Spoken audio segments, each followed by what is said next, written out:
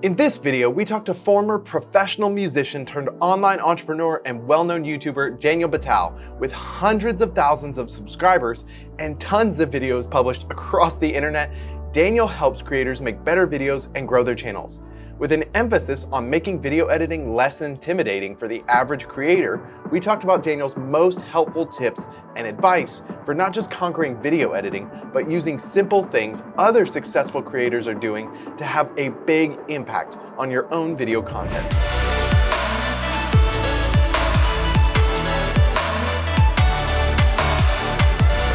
How do you encourage new creators to tackle the beast that is video editing? I deconstruct it. The thing that I do on my channel, it was easy to start the channel that I have now because it was my journey. I was a guy who was trying to learn how to make better video content and grow a YouTube channel. So what better channel to build than a channel that talks about how to make better video content and grow a YouTube channel? So I used very simple editing software. You know, I found ones that I thought were user-friendly, things like Filmora or Movavi, that didn't have these steep learning curves, that didn't need a $4,000 computer to run them. And that's where I started. So a lot of the success I had on the channel was simplifying, because I think a lot of people lean on video editing software as a tool, as a crutch, and say, how's that software going to make my videos look better? And I've always felt it was the opposite. I felt like if it's never about the software. It's like a guitar player. There's guitars that are more expensive, but at the end of the day, it's in your hands. A great guitar player will sound great on any guitar. So that was the thing that I tried to bring to it. I've seen so many tutorials on how to edit video that with these long, drawn out, really boring snooze fests that were like 20 minutes long, and I'm like, oh my God. So I started doing these really quick ones that were like, hey, you want to turn yourself into like Annoying Orange? And I would literally use that as the hook. I would turn myself into Annoying Orange. And I just kind of thought fun, quick, snappy, here, simplify it, get right to the point, cut out the fat, videos that were 3.5 minutes long, and get out with the kind of videos that I was looking for. So that's what I started making, and that started working. So you've done a couple of breakdowns of larger channels and how they edit, like Mr. Beast, First We Feast. What are some of the personal takeaways you took for your editing from breaking down those styles? So much. I mean, once you get into video editing, I think, at least it's been my experience, and you might say, you have a different experience, but it changes the way you look at things. I can't watch a movie without going, when they go from scene to scene or they switch camera, I'm like, oh, that was a good J cut. I saw how they did that, was great. So I start doing that thing where I'm analyzing how professional filmmakers and videographers are doing things. And part of the fun was that's what, watching Mr. Beast and watching people like Peter McKinnon, or watching people like Casey Neistat, or watching, like how they put the hot ones together. It's all about pacing, and very rarely is it some crazy effect. Like, there's all these, I get a lot of questions on my channel, people like, should I get, Adobe After Effects, and can you teach me how to do these crazy fly like Superman and things like that? But that's not really what you see on YouTube. It tends to be learning how to capture, and then learning how to bring what you wanted to capture into your video editing software. And it's a lot of simple techniques put together effectively. And that's really the thing that I pay attention to. Like Mr. Beast, I did a breakdown. In the first 15 seconds of his video, he had 16 different cuts. That's more than one a second. Then people go like, well, why is he so popular? It's relentless. It's a roller coaster ride if you really look at his videos from an editing perspective. And if you look at someone completely different like Hot Ones, they don't do that 100-mile-an-hour thing. They do, much like eating hot sauces that get continually hotter, the show has a pacing that gets continually ramped up. So by the end, it's the pacing, the music, the way it's moving, the questions, just the way they're reacting is as frantic as the hot sauce level itself. So that relationship of structure, pacing to the conversation at hand, that's the stuff that I learn every day. I'm always kind of looking and seeing how they do that. That's great. For a creator that's been editing for a while and has maybe a sense of comfort, but they want to push the envelope, what would you give them as like a next step? in terms of their edits? This is where this is why I kind of live in that space of making better content and learning to grow a YouTube channel, because I really try to speak to specifically that. The other end of that is we're gifted with YouTube analytics.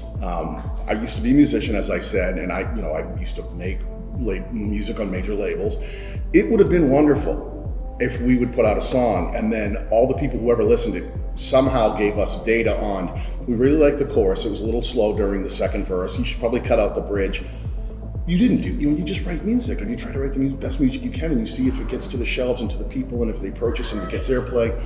YouTube gives us literal second by second breakdowns of what people think of our content.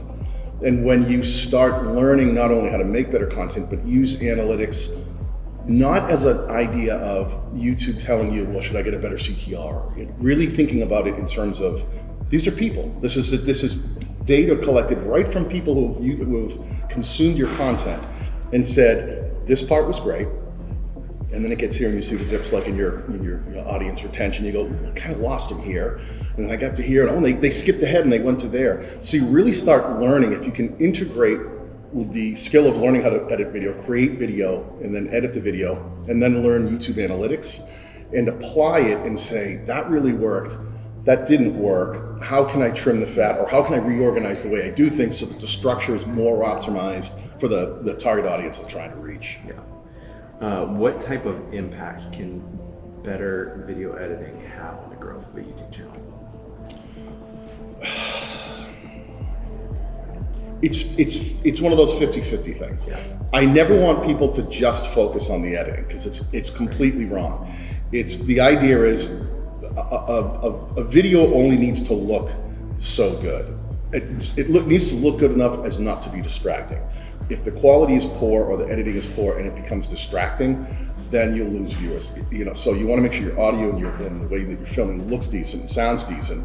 But it can have an effect in terms of storytelling. I think that you film and you put things together, that gives you the ingredients, but when you're actually making the recipe, you have to learn how to put the things together. You don't just dump everything into a huge bowl, stick it, there's a way to do things.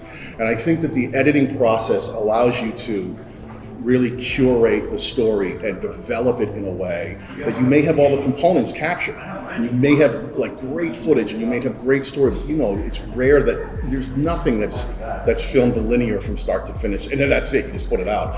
Editing is that ability to cull the things out that don't need to be there, to move things around and create the pacing so that the target audience, when they watch it, they're really compelled to keep moving on through it. And I think a lot of people miss that. I think they don't really understand that it's really mastering the very basics, the simple cuts, the ability to, move things around and tell the story no matter what type of content, even if it's simple tutorials, in a way that engages the viewer right off the bat and then holds them for as long as possible. That's fantastic. What's your number one filming tip? My number one filming tip? Yeah. God, don't let your hair get in your mouth. Filming tip for me is honestly a lighting, probably. I think there are so many. There's been a revolution with microphones. You can buy very affordable microphones. The capsules about 10, 15 years ago, they started all becoming much better. So what used to take really expensive microphones to capture great audio now is very affordable. With the advent of all of the new phones that we're carrying that have pretty solid cameras in them, and almost everyone has a mobile device of some kind. So all the pieces are right there. But I think the missing component that sometimes people do overlook is the lighting. Lighting can really change everything. The way you're lighting your subject, the way you're lighting the background. Everybody knows this one trick. I think they inherently know, like if you're outside, on a kind of cloudy day or whatever, and you're filming on your iPhone, everything looks great.